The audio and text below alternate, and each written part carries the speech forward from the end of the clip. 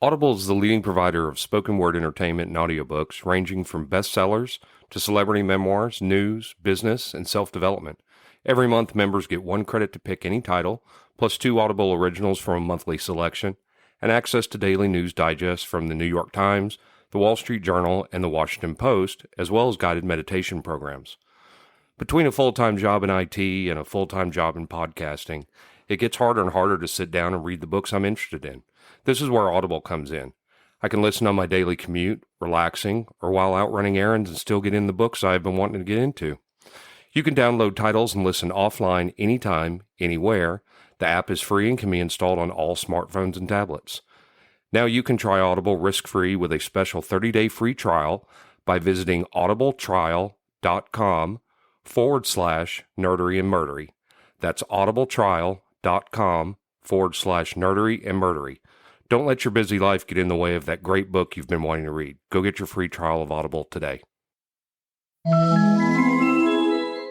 This podcast is sponsored by BetterHelp. This is Geoffrey, and we've talked about many times before that I experience problems and struggles with my mental health, and really without a healthy mind, being truly happy and at peace is hard. The good news is therapy does work. It's helped for me, but what is therapy exactly? It's whatever you want it to be. Maybe you're not feeling motivated right now and would like some tools to help. Or maybe you're feeling insecure in relationships at work, or you're not dealing well with stress. Whatever you need, it's really time to stop being ashamed of normal human struggles, and it's time to start feeling better because you deserve to be happy. And now you don't have to worry about finding an in-person therapist near you to help. BetterHelp is a customized online therapy that offers video, phone, and even live chat sessions with your therapist, so you don't have to see anyone on camera if you don't want to. It's much more affordable than in-person therapy, and you can start communicating with your therapist in under 48 hours. So join the millions of people who are seeing what online therapy is really about. It's always a good time to invest in yourself because you are your greatest asset. And there's a special offer to Nerdery and Murdery listeners. You can get 10% off your first month of professional therapy at betterhelp.com/nerdery and murdery. That's betterhelp.com/nerdery and murdery. Thanks again to BetterHelp for sponsoring this podcast. It was the dark time, a time without light, without joy. And in 1996, we got the light back, and it was quickly snatched away, and I'm still mad about it.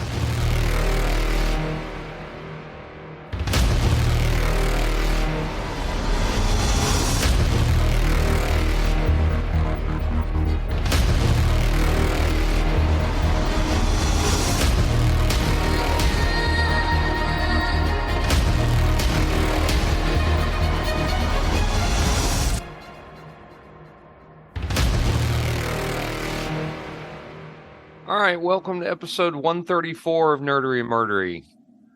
Big 134, I'm Zig with your nerdery. And I'm Geoffrey with your Murdery. Welcome to another week of the highs and lows and the ups and downs, the good and the bad. Have you watched Echo yet? I have. Echo was great. Echo is awesome. Really, really enjoyed that one a lot. I wasn't real familiar with the character hardly at all, except for what she was in Hawkeye. But it was really good, really well done. Yeah. Yeah, I thought it was amazing. Some of the scenes where they're like in Cahokia and stuff like that. They're actually in Cahokia. It was awesome. Yeah. It's like, oh well, yeah, that's what it looked like. Also watched Reacher. That second season just finished, which is Reacher. If you haven't watched it, is phenomenal. Yeah. There's a rumor out there that Alan Ritchson, I think his last name is. Anyway, there's a rumor that he may play the next DCU Batman. Really? Yep.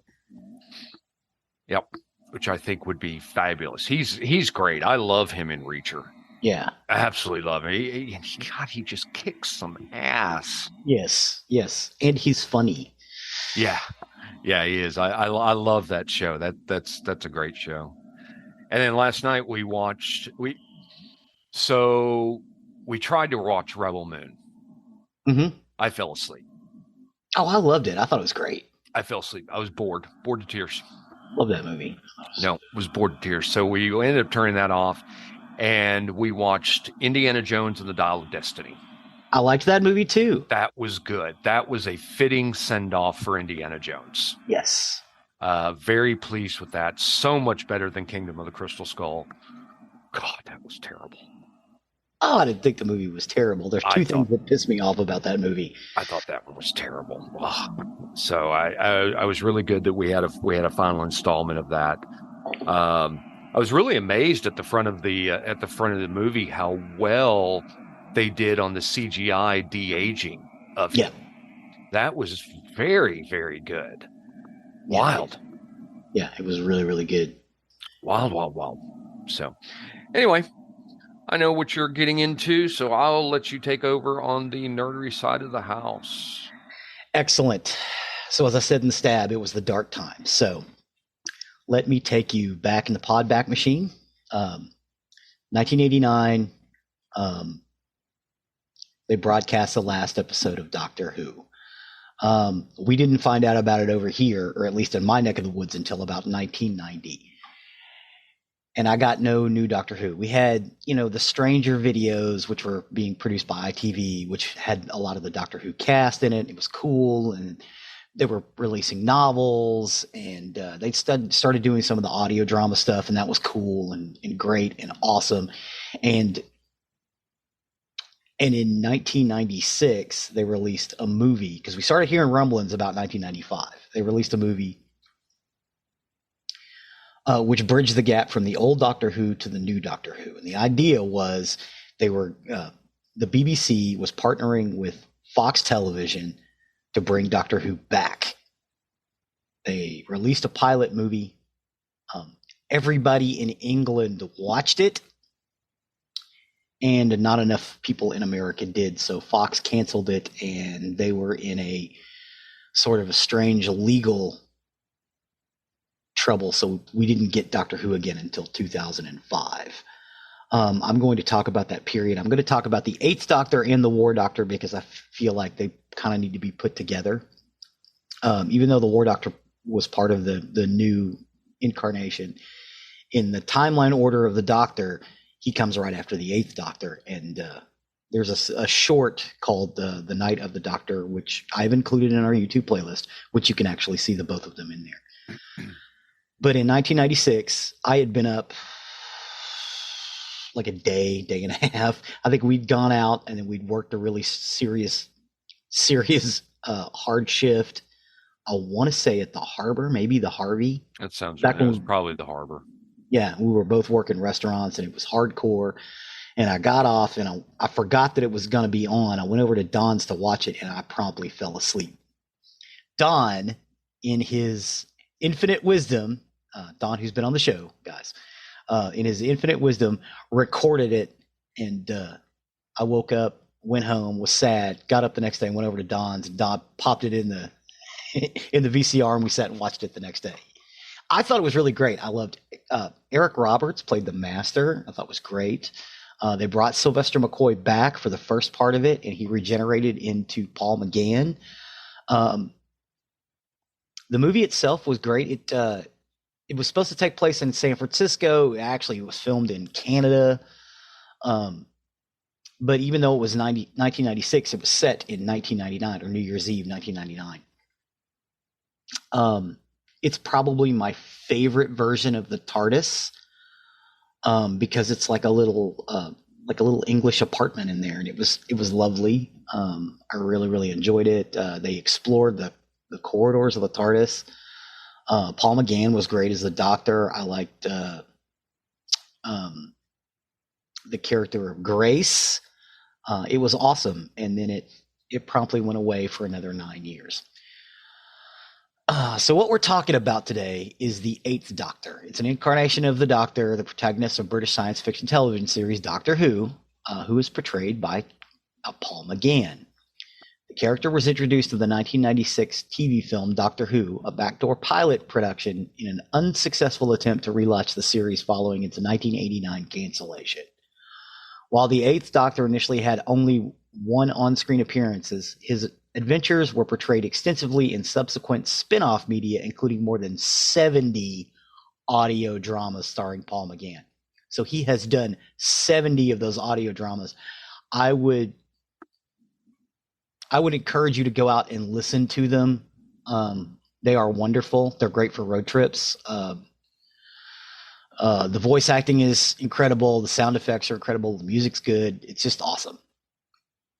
But in 2013, he reprised his role in the mini episode The Night of the Doctor, which I have included in our YouTube playlist, which depicts the Eighth Doctor's final adventure and his regeneration into the War Doctor, played by John Hurt. McGann subsequently reprised the role in a brief cameo alongside other past incarnations in The Power of the Doctor in 2022, his first filmed appearance for a television episode of Doctor Who. Within the series narrative, the Doctor is a centuries-old alien Time Lord from the planet Gallifrey who travels in time and space in the TARDIS, frequently with companions. And at the end of his life, or her life, the Doctor regenerates, and as a result, the physical appearance and personality of the Doctor changes. Preceded in regeneration by the Seventh Doctor, Sylvester McCoy, he is followed by the War Doctor and the Ninth Doctor, Christopher Eccleston. His only companion in the television film is Grace Holloway, played by Daphne Ashbrook, a Canadian actress, a medical doctor whose surgery is partly responsible for triggering his regeneration. In the continued adventure of the character depicted in audio dramas, novels, and comic books, he travels alongside numerous other companions, including self-styled Edwardian adventuress Charlie, the alien Destry, and present-day human Lucy and Sam. So having said all that, I cannot tell you how disappointed I was. Sure you can. Go ahead. Tell us. In 1996. I mean, I can't put it into words. I watched the movie again because I fell asleep at the beginning, but I went back and watched it the next day, and it was awesome. And Don and I talked about it. And for a long time, you could not get the Doctor Who movie because of the licensing with the BBC and Fox. It's still kind of hard to find. You have to buy it.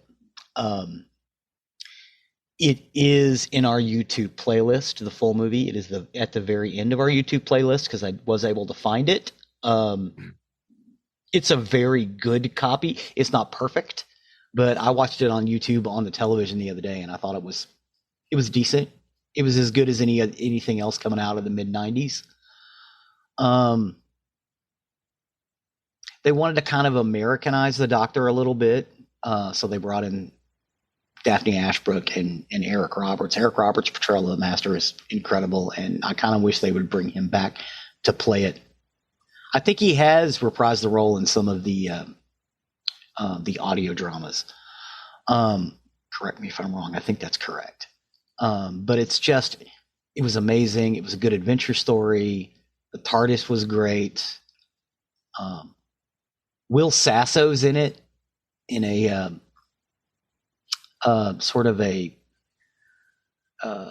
backup incidental character role, and he's great because he steals Will Sasso's costume for a New Year's Eve party he was going to. So he kind of dresses like an old Wild West person because Will Sasso was going to dress up as a cowboy. He basically dressed as a Victorian Western guy.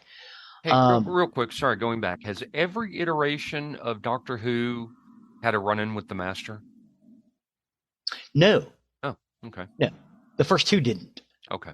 The Master doesn't come along until Jon Pertwee. Okay. But since Jon Pertwee, yes. He's had a run-in with the Master with every iteration. I think that's right. You're the expert. Wait. Did Eccleston? No, Eccleston didn't meet up with him. Yeah, David I don't remember Tennant that did. from Eccleston. Yeah, David Tennant did. So Yes. yeah, no, everyone except for Chris Eccleston. Okay.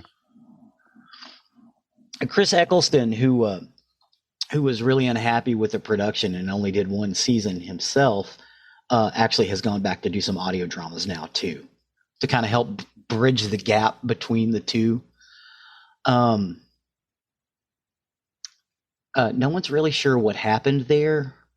There's some theories, but I don't want to get it because I don't know what's true and what's not. Chris Eccleston just was unhappy with the production and everything else. So I get it. David Tennant wasn't. Matt Smith wasn't. Peter Capaldi wasn't. Jodie Whittaker. Jodie Whittaker, thank you. Wasn't. Ncuti Gatwa is very happy right now. As a matter of fact, Holy, doesn't have that many episodes in, so no, he doesn't. But the ones he had were pretty good. I'm pretty happy with what I've seen so far of Ncuti.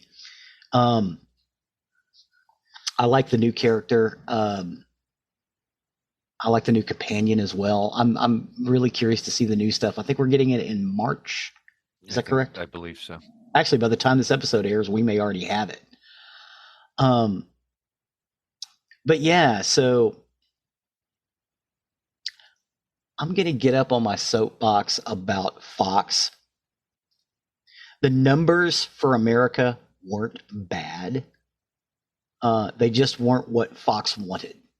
Fox wanted to get this property and have it be this amazing thing and everything else. Doctor Who's a slow burn, dude. It's always been a slow burn. It's faster now, but it's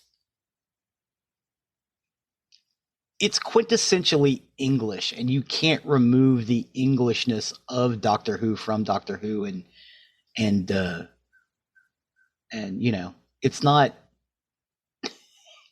Fast and Furious 5006. It's never going to be that. Yeah, you can have some adventure going on, but that's not what the show's about. And I thought Paul McGann threaded the needle admirably. There's several scenes where he and Grace are riding around on a motorcycle and, through the streets of what's supposed to be San Francisco, but Toronto. There's a gang fight at the opening where the Doctor gets shot. It's really good. You should check it out. But again, it is more like the old Doctor Who, where it is slower paced than the modern iteration. So, but you can go to our YouTube playlist and check it out.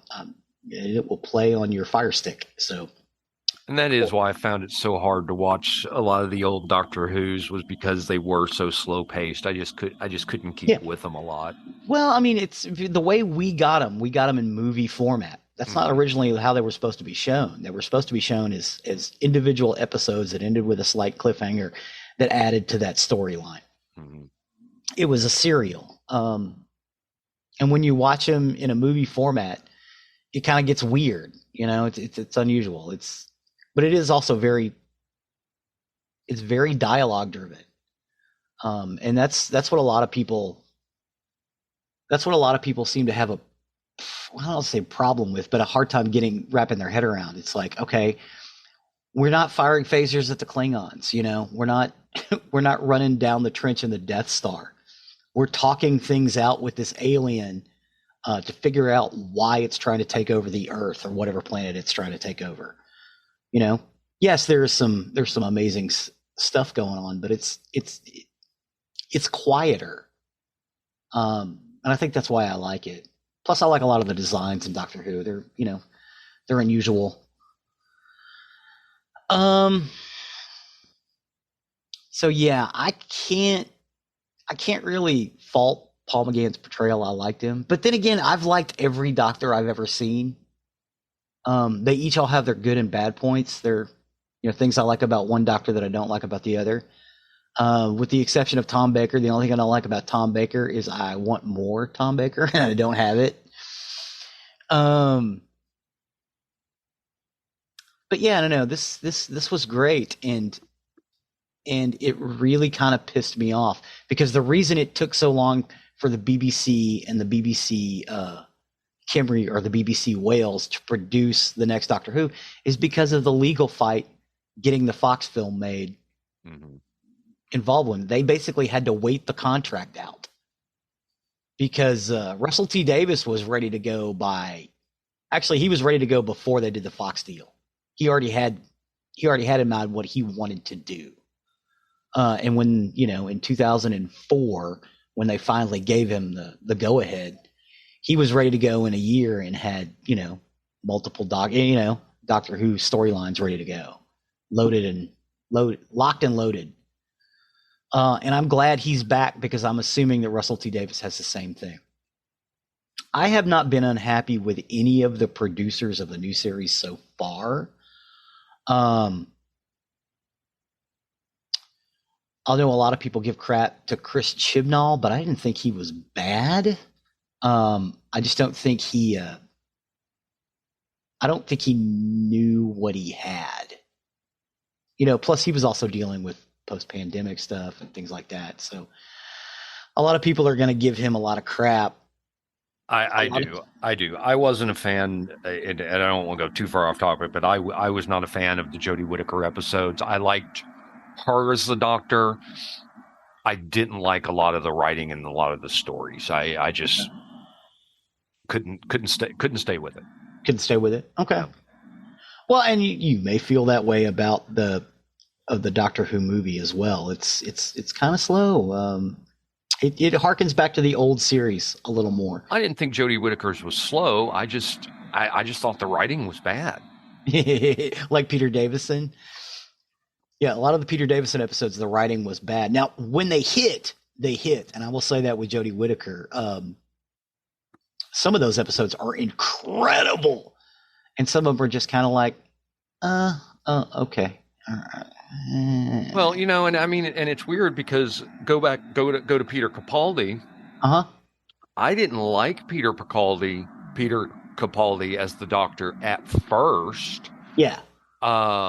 He's real gruff. He had to grow on me, but once he did, I thought the episodes were amazing. Yeah. Whereas Jodie Whittaker, I liked her from the very beginning, and I just couldn't stay with the stories. They just weren't that good. There was a few of them that had really good plots surrounding them, but overall the writing was just bad, and she had too many companions.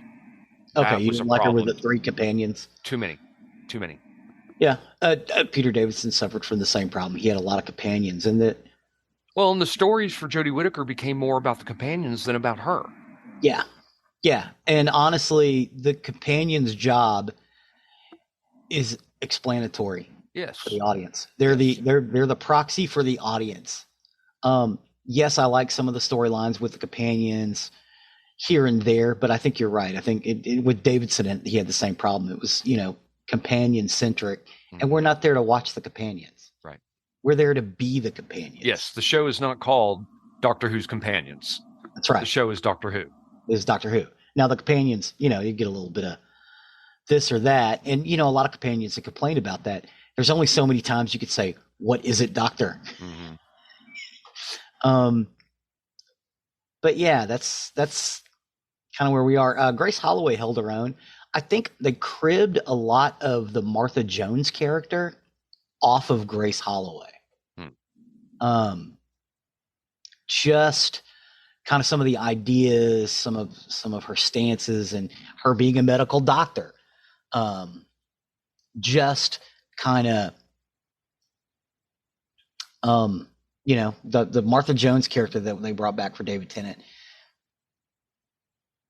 is, in a sense, more episodes for Grace Holloway, I think. And then Martha comes into her own a little later on. But I think the first couple of episodes, it's like, oh, they wrote this for Grace Holloway.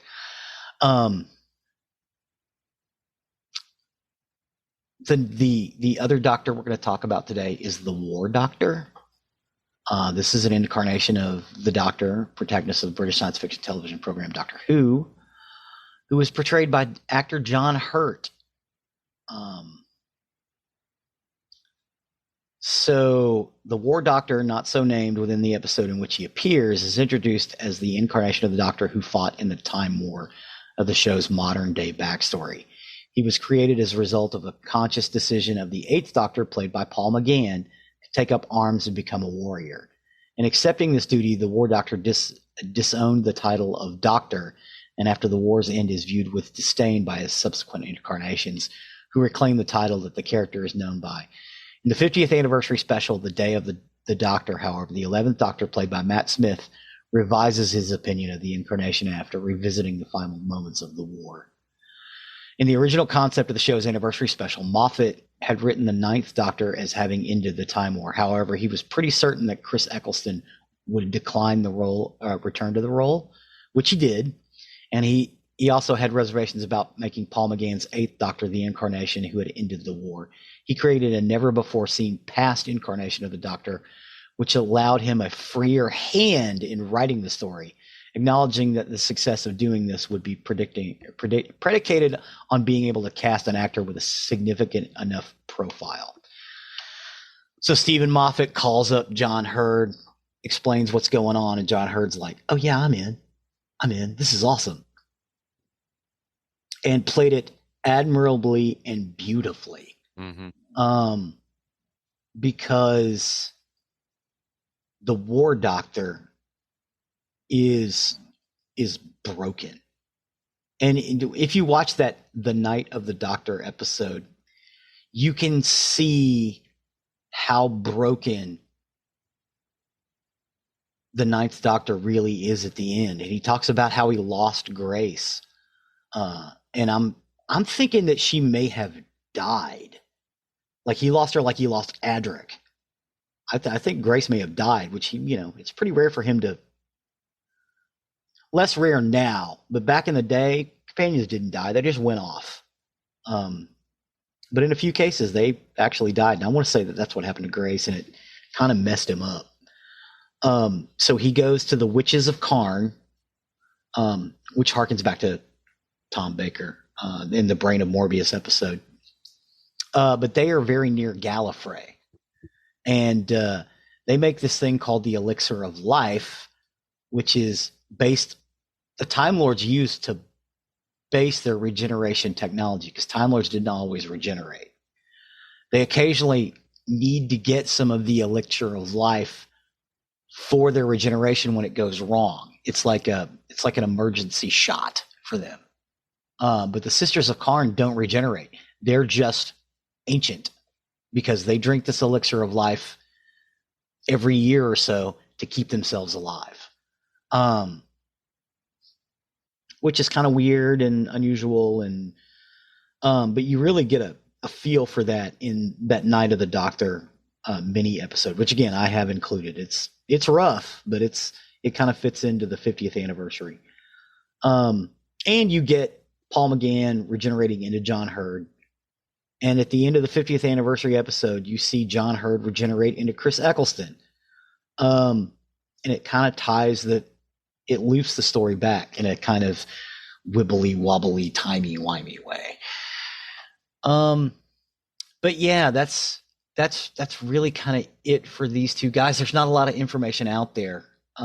Not a lot of media out there for them, other than the audio dramas. And I think John Hurd came back and did some audio dramas as well before he passed away, unfortunately, as the War Doctor. But you kind of get to hear the Time War, which I think may be a better way to do that. You know what I mean? I think it works better as an audio drama. But yeah, that's it for the War Doctor and the Ninth Doctor. The next one we'll be getting into is where I really started. Chris Eccleston. Even though I watched. I'm sorry, I said the ninth. That's all right. When I watched some of the stuff in the past, Chris Eccleston was really my start into really seriously watching Doctor Who.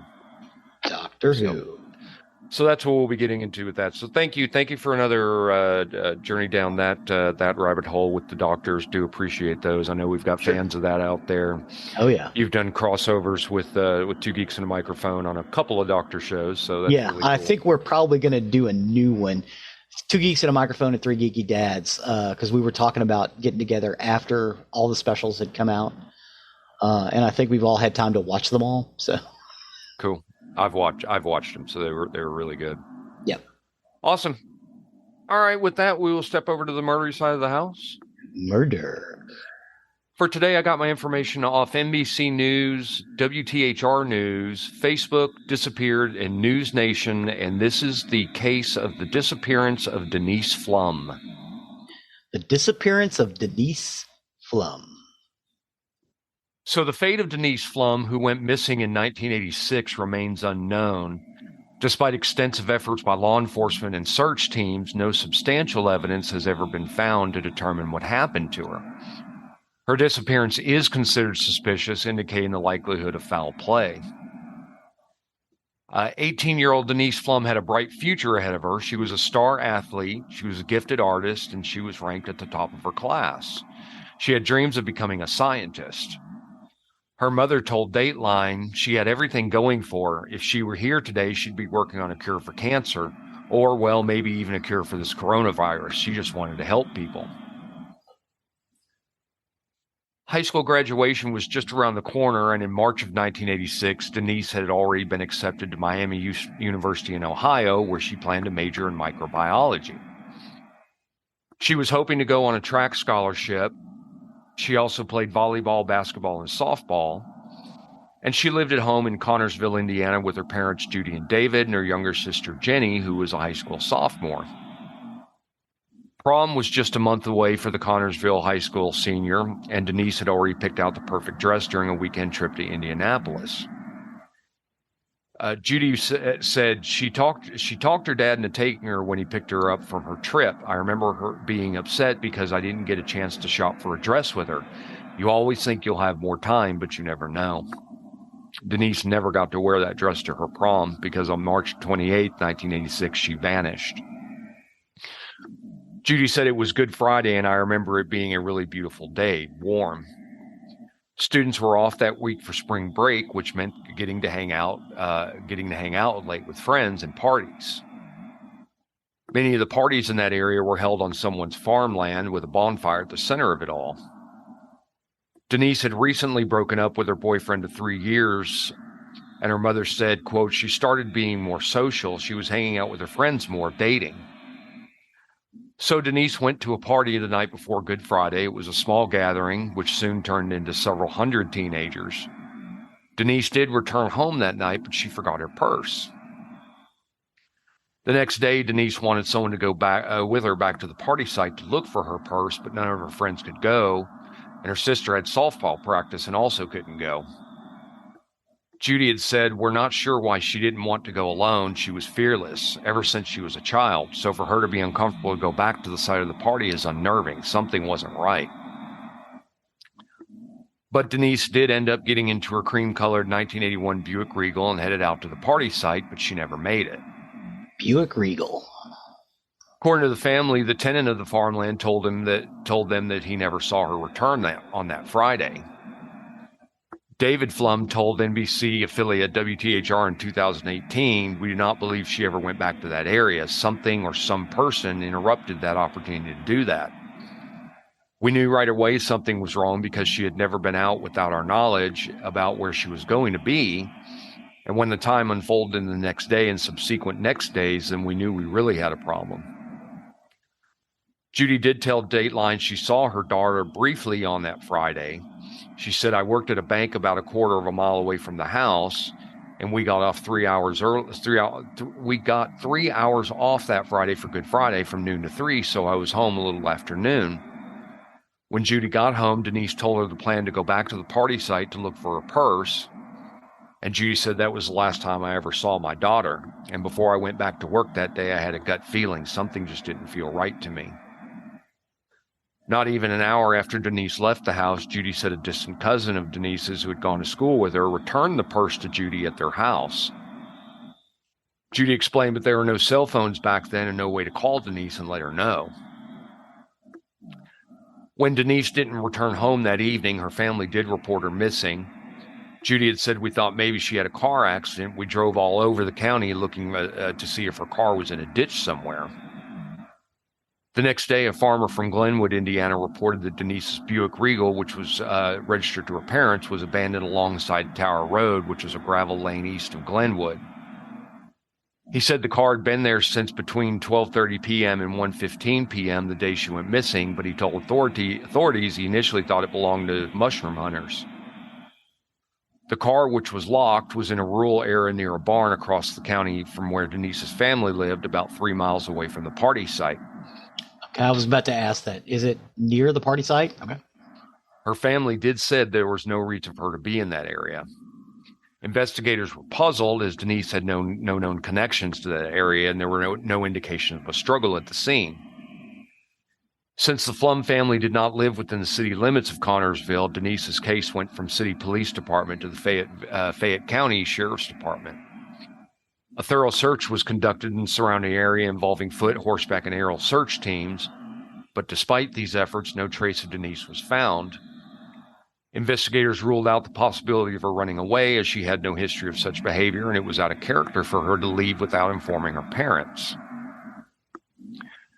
Fayette County Sheriff Joey Laughlin told Dateline that they continue to investigate the case and follow up on new leads. Sheriff Laughlin said the case has been a difficult one because any evidence that might have been found on or around Denise's car has been lost or destroyed over the years. Sheriff Laughlin said it's very difficult. We're trying to complete a puzzle where a lot of the pieces are missing. Sheriff Laughlin, who had been the sheriff for about 10 years, was just 7 years old when Denise disappeared. They said the case has been the great mystery of Fayette County for 34 years, but there was constant activity in this case. We haven't given up. The Indiana State Police has also been brought in to investigate. According to State Police Detective Sergeant Scott Jarvis, the agency collected DNA samples from the family, along with a DNA sample from a baby tooth that belonged to Denise, and has been put in the National DNA Database System. The evidence that has been resubmitted to the Indiana State Police Lab to check for any new results, given advances in technology over the years, but those tests did not provide any new clues. Sheriff Laughlin did confirm that there are several persons of interest in the case, but adds there's not enough evidence to charge anyone. He said, "We believe more than one person is involved by statements they've made or by their relationship to Denise." Denise's case is also being worked on by someone else. Stacy Reese has made it her mission to find out what happened to Denise. She was only 3 years old when Denise vanished and grew up in the same town. Her mother babysat both Denise and Jenny when they were children. Her father was a volunteer firefighter and assisted in the search parties in the days following Denise's disappearance. Today, Stacy is a police detective in Vincennes County, or maybe that's Vincennes County, but volunteers her services to help the Pflum family and become their spokesperson. She said, "It's always been a part of my life. If you live in this area, you know about Denise and you know her story. It's part of you. It's part of all of us. And Denise's story is why I became a cop."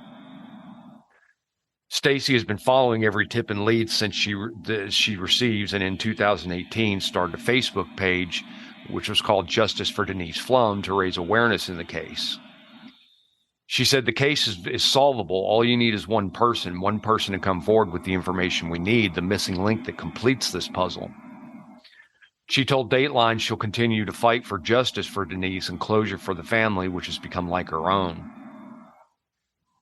Judy echoes Stacy's statements and added they are forever grateful for her.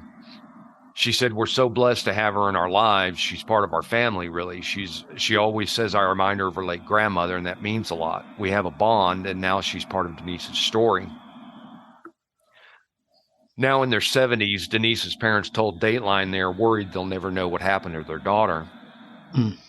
"Our only hope is keeping her alive, and that one day leads to justice for our girl," Judy told them. More than 3 decades after 18-year-old Denise Pflum disappeared from her hometown, a man was arrested and charged with her death. In July 2020, her ex-boyfriend, 56-year-old Sean McClung, was arrested and charged with voluntary manslaughter. Sheriff Laughlin said he was arrested on separate charges on defrauding a financial institution and check deception, and we had a warrant for his arrest, so he was incarcerated, and we took the opportunity to speak with him about the case again. Oh wow! They got him on flying some hot checks. The Fayette County Sheriff's Department announced in a press release that Sean McClung is charged with voluntary manslaughter resulting from the investigation into the death of Denise Pflum, and he was once her boyfriend. The couple, who were together for 3 years, had broken up shortly before Denise disappeared. And authorities said that during the initial investigation into Denise's disappearance, McClung had been questioned and claimed she was still alive. Detectives didn't get a chance to fully question McClung in 1986 because he moved to Arizona shortly after Denise disappeared. McClung had a criminal record for domestic violence during this time in Arizona before moving back to Connersville in 2017. And in early 2020, McClung was being held at the Fayetteville County Jail on 2 pending cases of fraud charge. However, they announced that he had admitted to killing her in March of 1986. Denise's parents were called in and actually faced the suspected killer. They said in a statement, "We were asked to come to the jail that day while he was being interviewed and try to persuade him to tell us the truth." McClung agreed to share information about the case in exchange for immunity and dismissal of 2 unrelated cases, and the state agreed to this offer. The immunity agreement required McClung to, quote, "not withhold any information regarding Pflum's disappearance and to provide information regarding movement and or disposal of her body, including, but not limited to, the location of the body." At the time of the recorded video interview in July of 2020, McClung confessed to killing Pflum, but did not provide a location of her remains or information that would lead detectives to find her. McClung did not receive immunity from the state since he did not satisfy the agreement, and he was then charged with murder. At a court appearance in early September 2020, Denise's mom remembered when she saw him, his eyes were blank, like he had no soul. And in late September, attorney Judson McMillan was appointed to represent McClung. And during an conversation between the two, McClung denied knowing anything about Pflum's whereabouts or circumstances surrounding her alleged death or disappearance. And he recanted his confession and said he only made it to gain his freedom. McClung then passed away later that month after spending about a week at an Indianapolis hospital dealing with an undisclosed illness. The Pflum family said, "We are very disappointed that he didn't give us the information we wanted, but are hopeful that his attorney may be authorized to reveal more information after his death." And Sheriff Laughlin then said, "Until we find Denise Pflum's remains, the investigation remains open. We want to give the family closure, and we have some things we're going to continue to look into." The lawyer representing McClung said he's working with the Fayette County Prosecutor and Sheriff's Department to release more information and evidence from McClung. Sheriff Laughlin and Detective Chad Blaze believe someone else knows what happened to Denise Pflum and continue investigating and asking for any tips. The Sheriff's Office said the Fayette County Prosecutor's Office and Fayette County Sheriff's Department have worked diligently and tirelessly on the Denise Pflum case and continue to do so. "We understand that the community takes great interest in the case and care deeply about finding the answers to Denise's disappearance.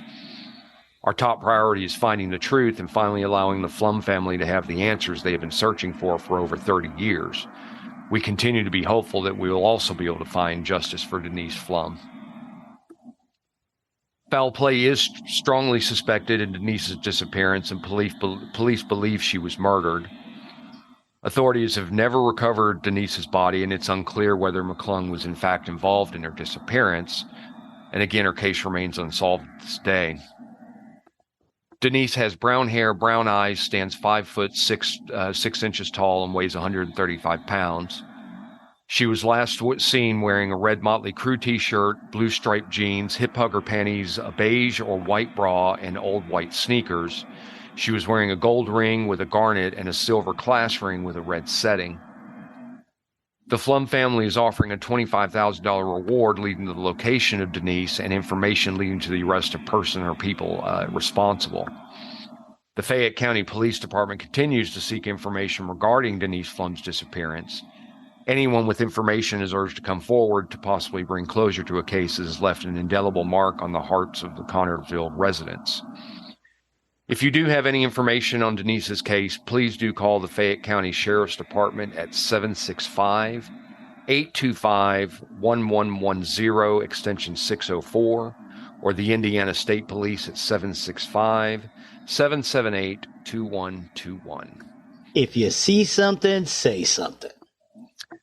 And that's the story of the disappearance of Denise Pflum. Well, thank you very much for that. I think they may be right. The kid probably, I think the kid probably, well, he's a kid now, but I think he probably killed her. But he probably had to have some help hiding her body. Agreed. And there's somebody out there who knows something about it, but doesn't want to talk because they don't want to go to prison. Right. I agree. I think there's someone else out there that definitely knows what happened. There weren't any signs of struggle. Yeah. I mean, so just to say this, if you didn't help him kill her and all you did was hide the body, imagine you can probably get off with just telling the people where the body is. Who knows? Who knows? I mean, I think that family deserves closure. Yes.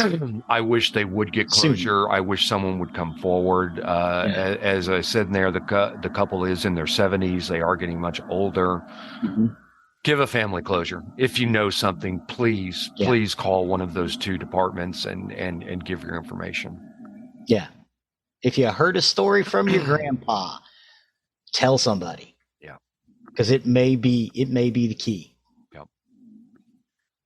So that'll take us to the end of another recording week. As always, you can find more information about us and what we talked about today on nerdarymurdy.com. That's our website, our hub for everything about this show. We do provide the links for everything we talk about, plus pictures of the topics we cover. Plus, there is a link to our YouTube page, which Zig very often updates. Yes, so we do have a YouTube playlist for this episode, which this episode will eventually be in, where you can watch, as of now, the whole Doctor Who movie, plus the Night of the Doctor short, and several scenes from the 50th anniversary. Outstanding. Appreciate that. Thank you.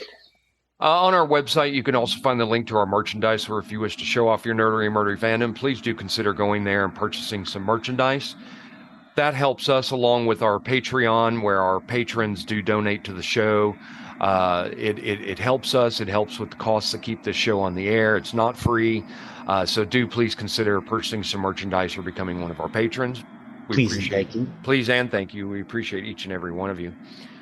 And last but not least, don't forget to leave a 5-star review wherever you can. It helps us and helps others find the topics that we're discussing. So with that, I have been Zig with your nerdery. And I'm Geoffrey with your murdery. Cue the music.